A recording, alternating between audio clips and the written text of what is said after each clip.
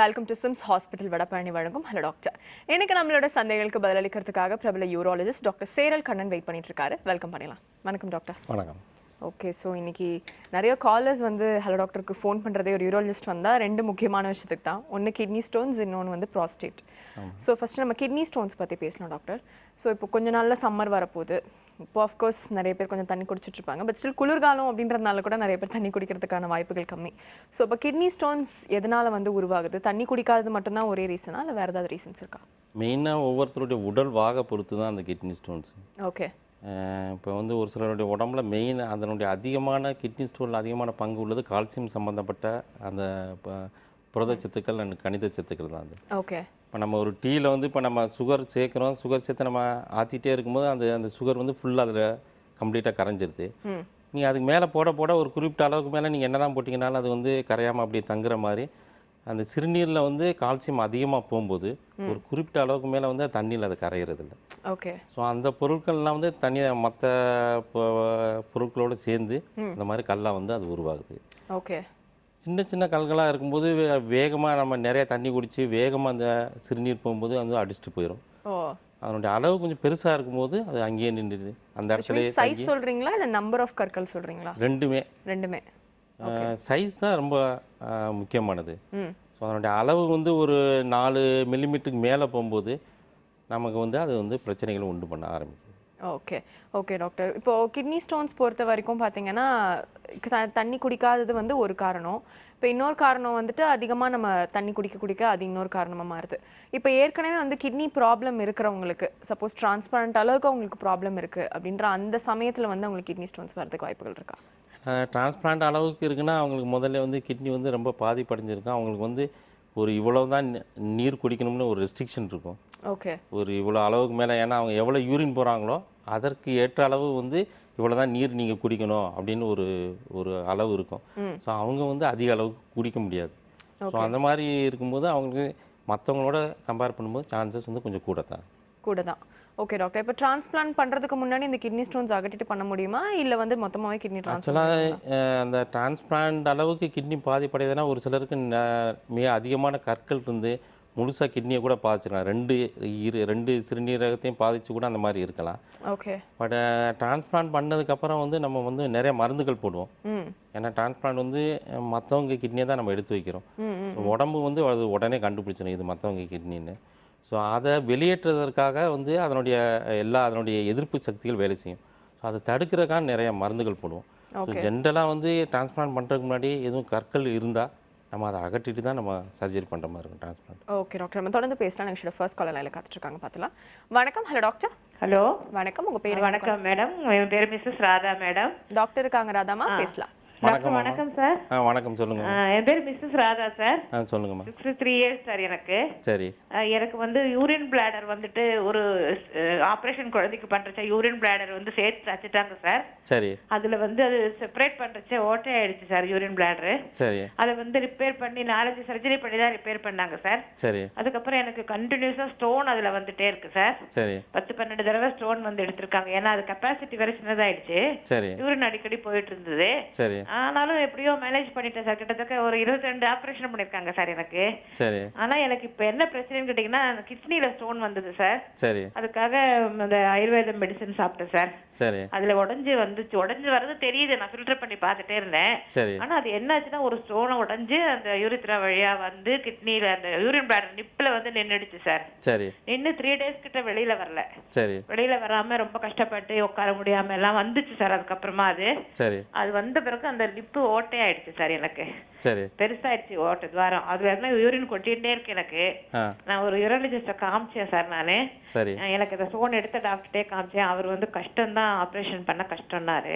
சரி. எனக்கு இப்ப டெஸ்ட் எடுத்த போது அந்த டிக்யூன்னு ஏதோ சொல்றாங்களா சார், ஓட்டை தானே அது யூரித்ராலையும் ஒரு ஓட்டை இருக்கு, இங்கேயும் ஒரு ஓட்டை இருக்கு. எதுலயும் யூரித்ராலையும் ஒரு சின்ன ஓட்டை இருக்கு. சரி. அந்த நிப்லயும் ஓட்டையா இருக்கு. அந்த பிளாடர்லயுமா இல்ல நிப்ல நம்ம யூரின் போற இடம் நுனியில அங்கேயும் ஓட்டை பெருசாயிடுச்சு சார். அது யூரித்ராலையும் ஒரு ஓட்டை இருக்கு. நீங்க ஃபர்ஸ்ட் பொதுவா அந்த நீர் அந்த பிளாடரை ஒட்டி பிரசவ சமயத்தில் அந்த கற்பப்பை ஒட்டிக்கிருந்தால் நம்ம அதை செப்பரேட் பண்ணும்போது தனியாக பிரித்து எடுக்கும்போது சில சமயங்களில் வந்து அந்த பாதிப்புகள் ஏற்படும். அதை வந்து அந்த நீர்ப்பை வந்து கொஞ்சம் அது பிஞ்சு போய் அதை தைக்க வேண்டிய சூழ்நிலைகள் ஏற்படலாம். பட் அவங்க வந்து அப்போவே வந்து 4-5 ஆப்ரேஷன், நிறைய 22 ஆப்ரேஷன் வரைக்கும் அவங்க நிறைய சொல்கிறாங்க.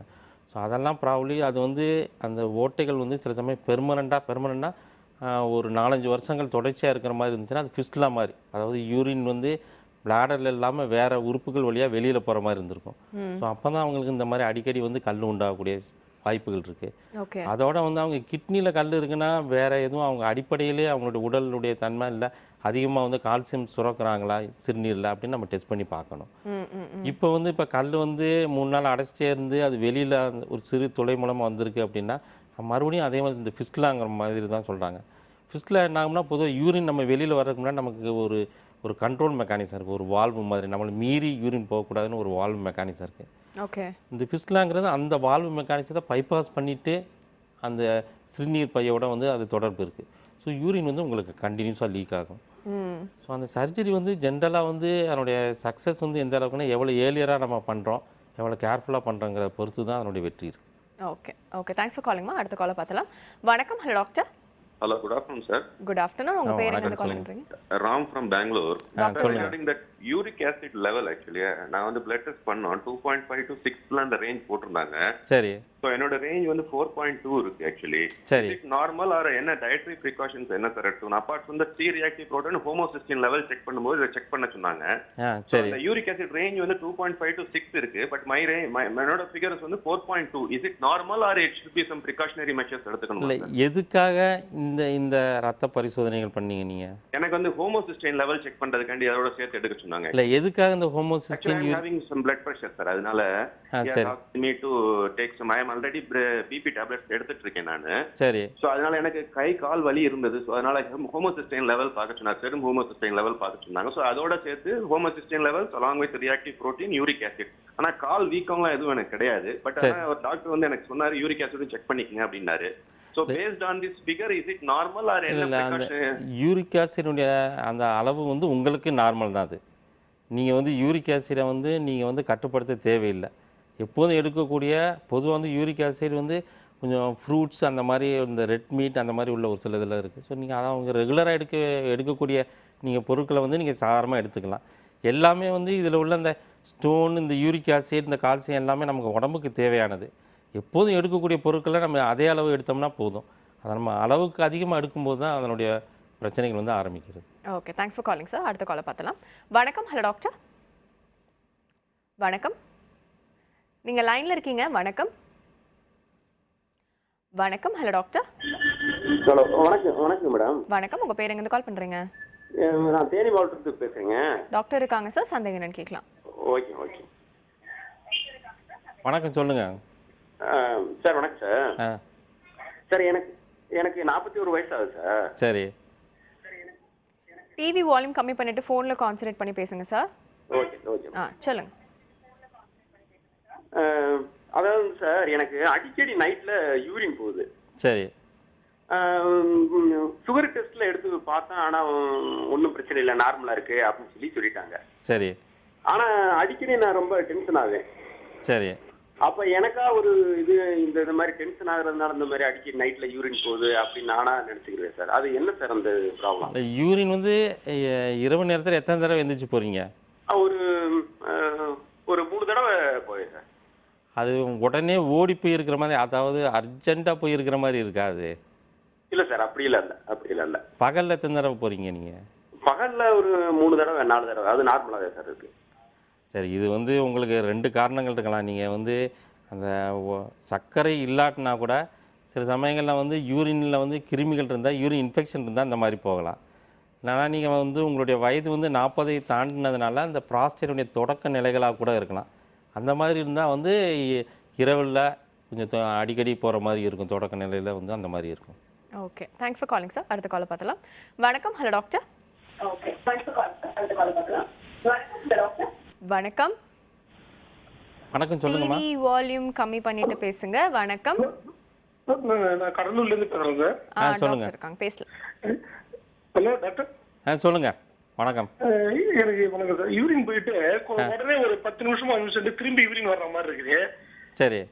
அந்த டியூப்ல வந்து லைட்டா கடுக்கிற மாதிரி இருக்குது. யூரின் போனா சரியாயி போகுது. சரி. அதுதான் என்ன ப்ராப்ளம்? எவ்வளோ நாளாக அந்த மாதிரி இருக்கு உங்களுக்கு? எனக்கு ஒரு 2 மாசமா இருக்குது. இதுக்கு முன்னாடி ஒரு 2 மாசத்துக்கு முன்னாடி 1 மணி நேரத்துக்கு ஒரு ட்ரிப் பயங்கரமா யூரின் ஆடு 1 மணி நேரத்துக்கு விட்டு போயிட்டே இருந்துச்சு. சரி.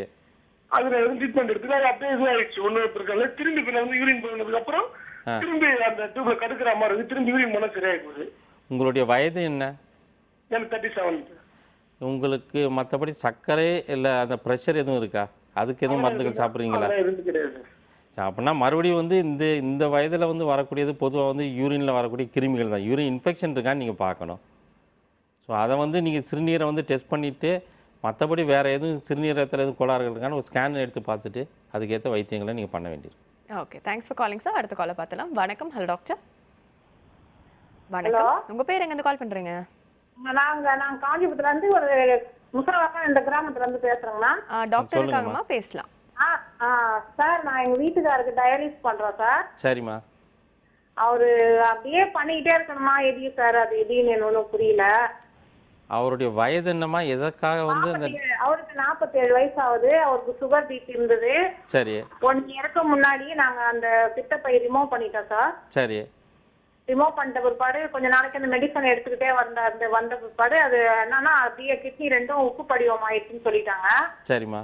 டயாலிசிஸ் ஃபர்ஸ்ட் ஆரம்பிச்சிருக்கோம். 1 மாசமா பண்ணிட்டு இருக்கோம். இது எப்படி சார் நீடிச்சு போகணுமா? அப்படியே எனக்கு கஷ்டமா இருக்குது. இல்லை, நீங்கள் வந்து டயாலிசிஸ் பண்ண வேண்டிய சூழ்நிலை ஏற்பட்டுங்கன்னா உங்களுடைய 2 சிறுநீரகமும் செயலிழந்து இருக்குதுன்னு அர்த்தமா? அப்படிங்களா சார்? அதனால் உப்பு நீர் அதிகமாகி இந்த மாதிரி இதுக்கு இருக்குது. பொதுவாக வந்து சாதாரணமாக கல் அந்த மாதிரி இருக்குது, 2 பக்கமும் சிறுநீரகத்தை அடைச்சிக்கிட்டு இருக்குது, அந்த மாதிரினா அதெல்லாம் டெம்பரவரி. நீங்கள் அந்த காரணங்களை சரி செய்கிற வரைக்கும் டயாலிசிஸ் பண்ணால் போதும். அவங்க சர்க்கரை அண்ட் ப்ரெஷர் அது ரொம்ப நாளாக வைத்தியங்கள் பார்க்காம 2 சிறுநீரகமும் செயலிழந்து இருக்குன்னா அதை வந்து அதுக்கு 2 மாற்று வழி தான். ஒன்று, நீங்கள் தொடர்ச்சியாக டயாலிசிஸ் பண்ணிகிட்டே இருக்கணும். இல்லைன்னா சிறுநீரக அறுவை சிகிச்சை பண்ணி வேறு கிட்னி வந்து அவங்க கிட்னி டிரான்ஸ்பிளான்ட் பண்ணணும். ஓகே, தேங்க்ஸ் ஃபார் காலிங்மா. அடுத்த காலை பார்த்துலாம். வணக்கம். Hello doctor. ஹலோ, வணக்கம். உங்கள் பேர் எங்கேருந்து கால் பண்ணுறீங்க? திருவாரூர்லேருந்து பேசுகிறேன் மேடம். எங்கள் பொண்ணுக்காக கேட்கணும். கண்டிப்பாக ஆகுது. வணக்கம், சொல்லுங்கம்மா. திருவாரூர்லேருந்து பேசுகிறேங்க சார். சொல்லுங்கம்மா. என் பொண்ணுக்கு 20 இயர்ஸ் ஆகுது சார். சரிம்மா. அதுக்கு வந்து யூரின் இன்ஃபெக்ஷன் ஆகிருந்துச்சு இப்போ. சரி.